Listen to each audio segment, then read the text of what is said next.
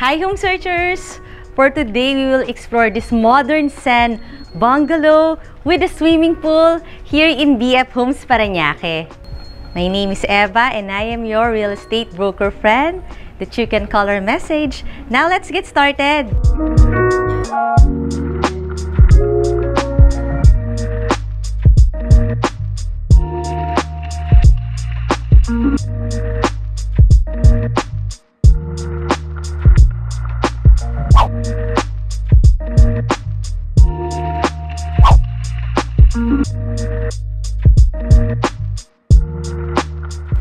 Dahil umuulan, dito na tayo mag-start sa loob ng property. At nandito tayo sa 2 covered carport na may access dito sa clean kitchen or sa ating chef's kitchen. Tapos doon yung ating utility area. Pero syempre dito tayo sa magandang portion ng house. From the parking, ito yung ating pedestrian gate at meron tayo ditong patch of green. Meron lang faux grass para mas madali syempre i-maintain. Tapos pwede ka dyan maglagay ng mga, siguro kahit mga 4-seater na dining table para at least habang kumakain ka, pwede na nakikita mo yung mga nagsuswimming. Kung may mga kids ka na mahilig sila mag-swimming, eto meron na kayong swimming pool at very safe din kasi meron tayo itong this is tempered glass na para naman ma-divide yung space habang naglalakad ka dito, hindi ka naman mahuhulog sa swimming pool. Ayan, tapos meron pa yung mga parang water feature doon. Naka-off lang, pero yan, pag nag-on yun, yan, may water feature ka. So, sa bahay mo, meron ka ng talagang magandang swimming pool para katuloy nasa resort, yung mga nasa Pansol, nasa Laguna. Tapos, ito yung ating glass panel dito. Maya makita niyo yung loob ng house. Pero tingnan pa muna natin itong ating swimming pool. Kahit maulan, syempre, nag-house tour tayo para makita nyo yung ating property. Yun, kung napansin nyo, may nag-change ng mga light. I think mga 3 colors yan. May red, blue, may green. Ito na yung pinaka-jacuzzi area. Tapos yan, magpapass through dyan yung water. Ito naman yung mas malalim na part ng swimming pool. Tapos, ito yung ating side garden. At ito naman yung ating covered porch. So, pwede ka rito maglagay kahit siguro pwedeng waiting area na rin to or kahit pwede kang maglagay dito ng chair. At ito na ang iyong double door na talagang mataas, customized. Meron pa tayong automatic smart lock. Ito yon. So, lalagay mo lang yung pin mo dyan. Pero bago ko ipakita ang iyong future house, request ko naman na i-click mo na yung subscribe button ng ating channel na Home Search Philippines para updated ka lagi sa mga videos ng magagandang bahay. At ngayon nga, tingnan na natin itong iyong future home. Let's go! And welcome to your fully renovated bungalow with a swimming pool here in BF Homes Parañaque. Ito na yung ating pinaka-foyer. Across ng ating malaking door, meron tayong accent wall. This is made of, I think, UPVC. Tapos, matchy-matchy yung vertical design niya dun sa ating main door. O, diba? Turn na sila. Tapos, meron tayo ditong smart light. Makikita mo kung sino yung nag-doorbell. Si-set up mo lang yan dyan. Ayan, may time pa. So, very nice din itong ganito. No? Nakikita mo na kagad kung sino yung gustong pumunta sa iyong house. And we are here sa ating living area. I just noticed lang yung mga ilaw natin. No? Ang gaganda. Parang touchscreen lang siya dito. Mga modern din yung design. Tapos, eto na. Ang luwag ng iyong living area. At maaliwalas kahit medyo maulan. Kasi meron ka dito sliding door na floor to ceiling yung height. Nag-open siya sa yung side garden. Very smooth pa yung pag-glide, no? Ang ganda nito. This is also UPVC. Made of plastic, yung mga durable type. Tapos meron ka na rin sliding screens. Very smooth, that's good. Tapos puti lang siya, kaya modern or may pagka-Zen inspired. So combined yung iyong living and your dining area. Kaya itong mga ganitong klaseng layout talagang na-appreciate ng mga families na may mga small kids or yung gusto talaga nila magkaroon ng close ties sa mga families nila. Kasi kitang-kita mo pag nandito ka sa living area or nandito ka sa dining area. Paglabas ng mga bedrooms, ayan. Paglabas mo ng room, kung ito yung bedroom mo, ito na kagad ang iyong dining area. Pwede ka na kagad kumain. Ito, meron tayong 4 bedrooms. Mauuna na tayo dito sa ating first bedroom. Let's see. This bedroom is just a small room na pwede mong gawing office or pwedeng guest room. Ang maganda lang dito sa room na to, overlooking yung iyong swimming pool. Tapos yung mga fixed window na ganitong kalalaki. Ito, mga awning type na may screens. So, nasa front tayo ng house. Ang taas ng ceiling, ha? Ito na yung first bedroom natin. So, total of 4 rooms to plus maid's room. Let's see this other bedroom. Ito, main bedroom na talaga. Tingnan natin. Napansin ko lahat ng ceiling matataas. Tapos may mga accent din tayo sa ceiling. Mga parang drop ceiling. Tapos lahat may mga floor-to-ceiling height cabinets na mga modular type. Tapos itong bedroom na to, meron siyang sariling bathroom, oh. Malaki rin yung bathroom niya.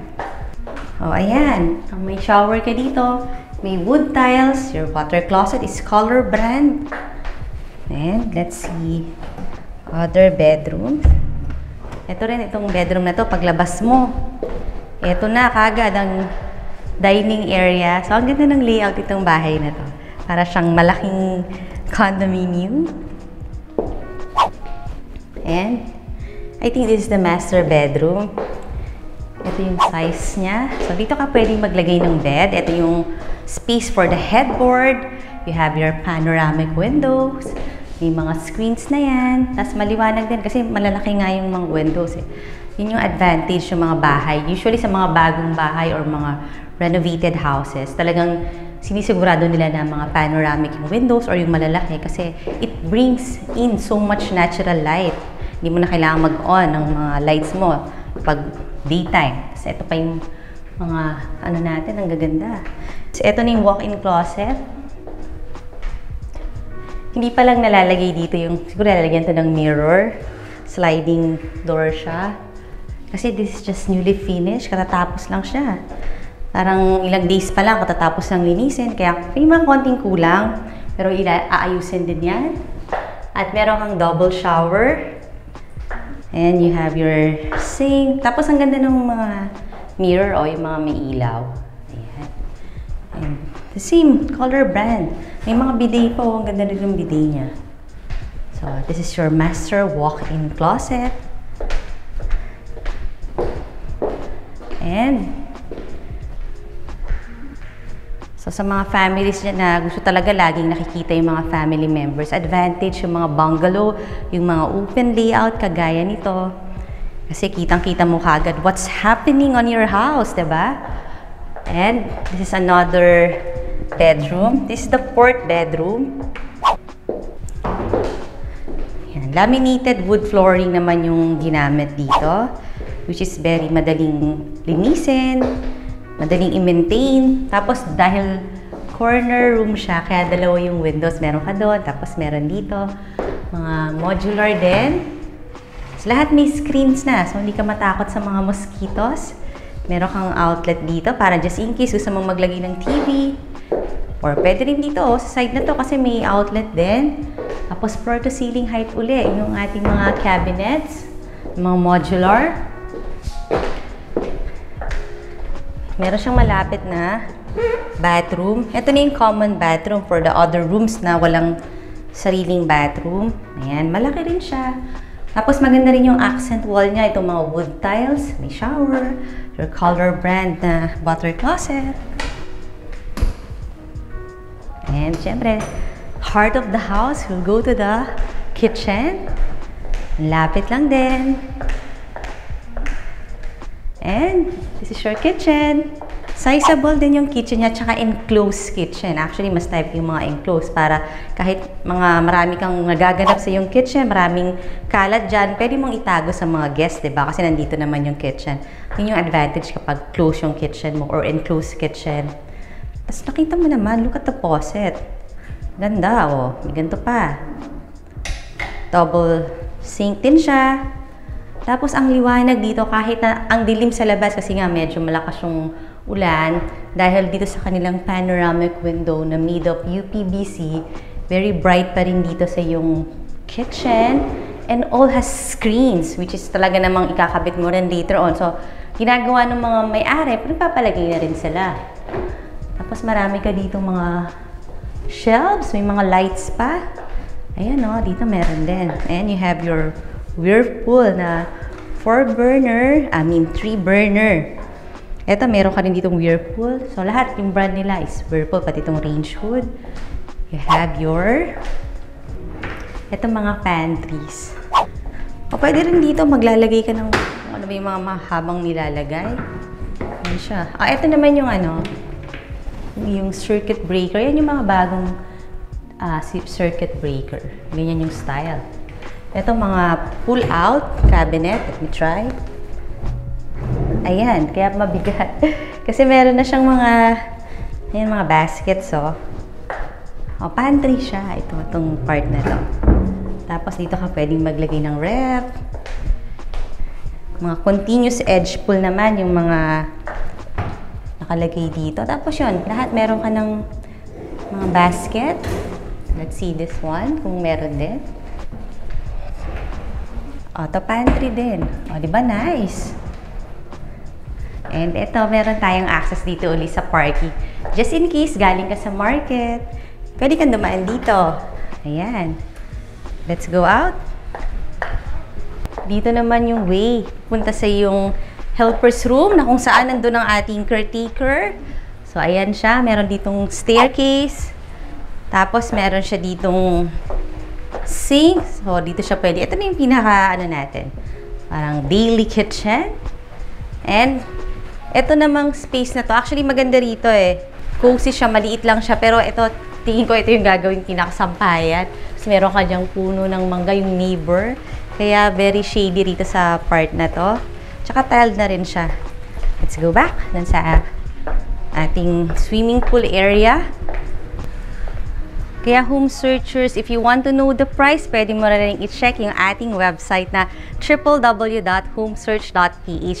Nandyan din sa description box. At syempre, just in case lang meron ka ding lot na gusto mong patayo ng iyong future house o kaya naman kahit mga commercial building, pwede mo rin akong tawagan. Kasi meron tayong mga reliable partners na mga builders, contractors, architects. Kaya tawag ka lang. Meanwhile, request ko naman na i-click mo na yung subscribe button here. Ito yung mga latest videos. And ito naman yung mga similar videos. And thank you very much for watching!